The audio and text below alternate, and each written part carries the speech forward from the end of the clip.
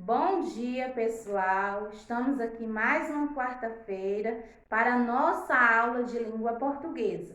Estou muito feliz por estar aqui novamente, espero que vocês estejam todos bem.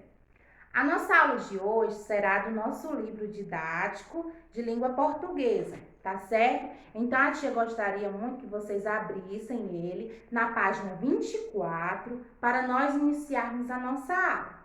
Acompanhe tudo que a tia for lendo aqui, que tiver no livro, você vai acompanhando, tá certo? Então vamos lá, capítulo 2, Portas da Imaginação. O que vem a seguir?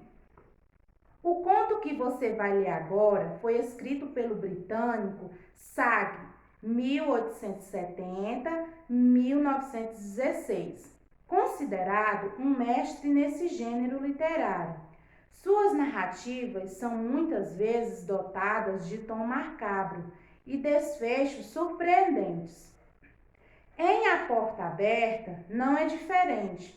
Ele narra a história de Frato Muntel, um homem que viaja para um retiro rural para passar por um tratamento de nervos. No entanto, ao chegar a seu destino, depara-se com pessoas de hábitos estranhos. Aí vem uma perguntinha. Como você imagina que ele será recebido pelos moradores desse lugar? E aí, hein, pessoal? Como vocês imaginam que ele será recebido? Pensem aí. Texto: A Porta Aberta. Minha tia já vai descer, senhor Nutel, disse uma mocinha de 15 anos, muito senhora de si. Enquanto isso, o senhor pode ir me aguentando. Frato Nutel se esforçou por dizer algo adequado, algo que lisonjeasse devidamente a sobrinha ali presente, sem também desconsiderar a tia, que estava por vir. No íntimo duvidava mais do que nunca que aquelas visitas formais a uma sucessão de perfeitos estranhos fossem contribuir de fato para o tratamento de nervos a que ele supostamente estava se submetendo. Eu sei como vai ser, dissera sua irmã, quando ele se preparava para aquele retiro rural. Você vai se enterrar por lá e não falará com nenhuma alma viva. Seus nervos ficaram num estado ainda mais lastimável. Por isso, vou lhe dar cartas de apresentação a todas as pessoas que conheço por lá. Algumas delas, pelo que me lembro, eram bastante agradáveis. Fraton se perguntava se a senhora Sapleton, a dama a quem ia entregar uma das cartas de apresentação, estava no grupo das agradáveis. O senhor conhece muita gente aqui das redondezas? Perguntou a sobrinha, quando julgou que já tinham ficado tempo bastante em silêncio. Quase ninguém, disse Frato. Minha irmã passou um tempo aqui, sabe, na casa paroquial, uns 4 anos atrás, e me deu cartas de apresentação para algumas das pessoas daqui. Fez a última afirmação num tom de nítido pesar. Então, o senhor não sabe praticamente nada sobre minha tia, prosseguiu a mocinha autoconfiante. Só o nome e o endereço, admitiu o visitante. Ele estava imaginando se a senhora Sapleton era casada ou viúva. Alguma coisa indefinível no ambiente da sala parecia sugerir uma habitação masculina. A grande tragédia dela aconteceu há apenas 3 anos, explicou a criança. Isso deve ter sido depois da estada de sua irmã. Tragédia? Perguntou Frato. Naquele tranquilo recanto campestres, as tragédias pareciam, de algum modo, fora do lugar. O senhor deve estar curioso para saber por que mantemos essa porta aberta numa tarde de outubro, disse a sobrinha. apontando uma ampla porta que se abria sobre um gramado. Está bem quente para a época do ano, disse Frato. Mas essa porta tem algo que ver com a tragédia? Por essa porta faz hoje 3 anos. O marido e os 2 irmãos mais novos dela saíram para a caçada do dia. Nunca voltaram.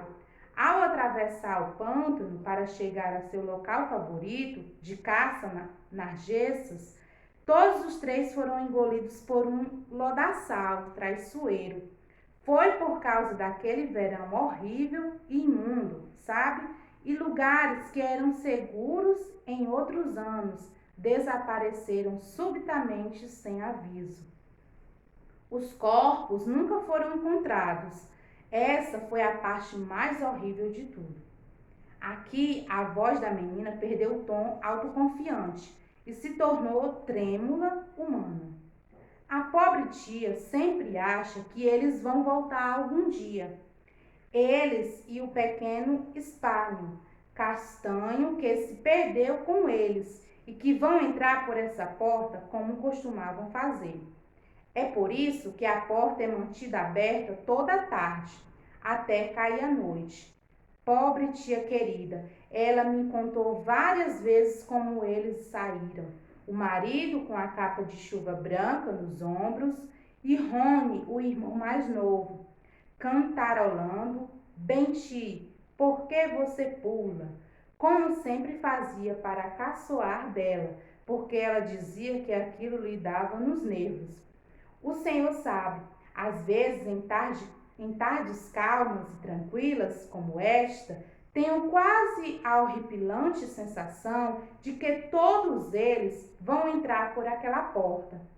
Ela se deteve com um leve tremor. Foi um alívio para Frato quando a tia irrompeu sala adentro com um redemoinho de desculpas por ter se demorado. Tomara que Vera tenha distraído o senhor, disse ela. Ela foi muito interessante, afirmou Frato. Espero que o senhor não se incomode com a porta aberta, observou a senhora Sáclito, com vivacidade. Meu marido e meus irmãos estão voltando para casa, direto da caçada, e sempre entram por ali. Saíram atrás das nascejas do brejo, hoje, de modo que vão fazer uma bela bagunça nos meus pobres tapetes. Bem do jeito de vocês, homens, não é? Ela emendou alegremente acerca da caça e da escassez de aves, e sobre as perspectivas do inverno quanto a patos. Para Frato, aquilo era simplesmente horrível. Fez um esforço desesperado, apenas parcialmente bem-sucedido, para desviar a conversa para um assunto menos macabro. Estava consciente de que sua anfitriã lhe dava apenas um fragmento de sua atenção e os olhos dela estavam constantemente espreitando por trás dele a porta aberta e o gramado além. Sem dúvida, foi uma infeliz coincidência ele ter de fazer sua visita naquele trágico aniversário.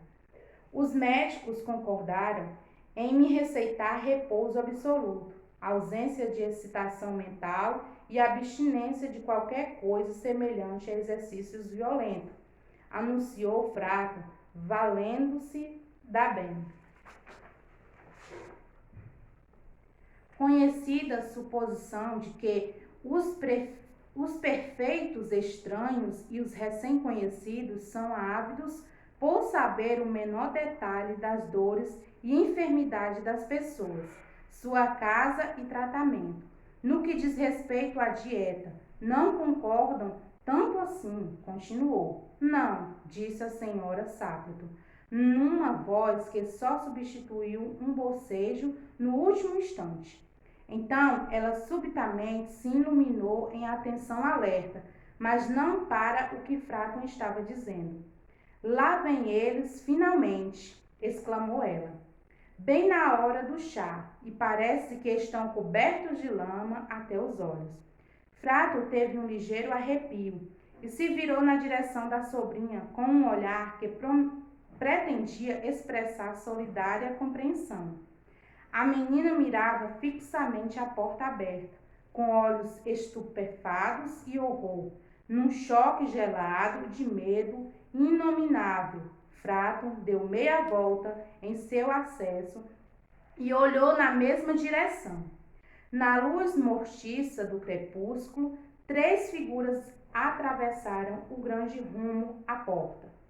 Todas carregavam arma nos braços e uma delas trazia o fardo adicional de uma capa branca jogada sobre os ombros.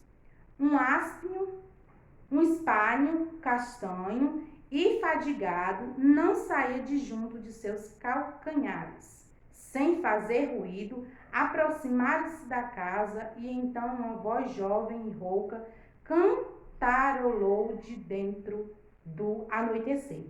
E então, Bentil, por que você pula? Frato agarrou ferozmente sua bengala e seu chapéu, a porta de entrada, o cascalho do jardim e o portão da frente foram etapas imperceptíveis em sua fuga desabalada. Um ciclista que passava pela rua teve de se afundar na cerca viva para evitar uma colisão iminente.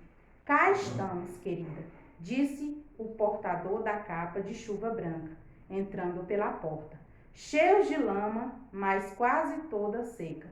Quem era aquele que disparou para fora assim que aparecemos? Um homem esquisitíssimo, um tal de senhor Nutel, respondeu a senhora Stapleton. Só sabia falar da própria doença e saiu em disparada sem uma palavra de adeus ou de desculpas quando vocês chegaram. Alguém poderia até pensar que ele viu um fantasma. Quero crer que foi o Spaniel, disse a sobrinha, calmamente. Ele me contou que tem horror a cães. Uma vez foi perseguido dentro de um cemitério, em algum lugar às margens dos Ganges, por um bando de vira-latas e teve de passar a noite numa cova recém-cavada, com os bichos rosnando, latindo e babando, bem acima dele. É o bastante para acabar com os nervos de alguém. O romance improvisado era a especialidade dela. Gente, aqui é um conto, né? Esse texto é um conto.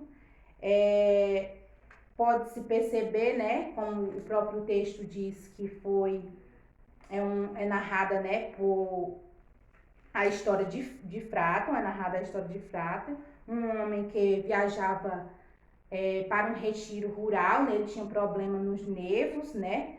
E ele precisava fazer um tratamento. Então, a irmã dele disse que ele fosse a esse lugar, né? Que era um lugar tranquilo, era um lugar muito bom. Então, a partir do momento que ele chegou lá, ele se deparou com a garotinha, né? E os costumes, a gente pode perceber aqui que os costumes daquelas pessoas eram diferentes do dele, tá? Era fora de si, né, do conhecimento dele, de como ele vivia no outro lugar onde ele morava. Então aquilo ali era muito difícil para ele. E a partir do momento que a criança contou aquela história e que ele viu que as pessoas chegaram, aquilo ali que ele ficou mais pior ainda, né, dos nervos, e ele saiu em disparada, correndo, com muito medo, né? Então aqui é um conto. Aí, na página 26, a questão 1, ó, a recepção dos moradores do Senhor Nutel foi aquela que você havia imaginado antes da leitura do conto? Comente. E aí, gente, o que vocês imaginaram? O que vocês imaginaram realmente está dentro do conto? Ou não, o que vocês imaginaram não tem nada a ver? Eu imaginei outra coisa, eu imaginei que ele ia ficar bom, que ele ia conhecer a família, que ele ia se adaptar a todas as diferenças que havia naquele lugar, ia se tratar. E aí, como foi, hein? Aí vocês irão fazer essa questãozinha, que será da página 27 É a atividade de hoje, tá bom? Questão 1, como a tia já lá no começo do texto fez essa perguntinha, e eu vou deixar ela aberta para que vocês respondam na questão 1, que ela também se repete na questão 1. E a questão 3 e a questão 4. É somente essas 3 questões que eu quero que vocês façam, tá bom? A questão 3 diz assim, ó: em que espaço a história acontece? Em que espaço, gente, essa história acontece? Ela acontece na casa de alguém? De quem é essa casa? Em que lugar ela acontece? No espaço? Em que espaço é esse? E a questão 4, ó, em que período de tempo ocorrem as ações narradas? Esse período de tempo, gente, significa o quê? Será que aconteceu pela manhã? Aconteceu à tarde? Aconteceu à noite? Então, são esses períodos de tempo, tá certo? Então, responda essas 3 questões. A primeira questão é pessoal e a terceira e a quarta, elas são do livro, tá certo? Do texto. Então, vocês façam essas questões, resolvam, é para copiar e responder, tá certo? Não deixe de entregar as atividades para a tia, que é muito importante a atividade de vocês. Então, fiquem com Deus. Essa é a atividade de hoje e até a próxima semana. Tchau!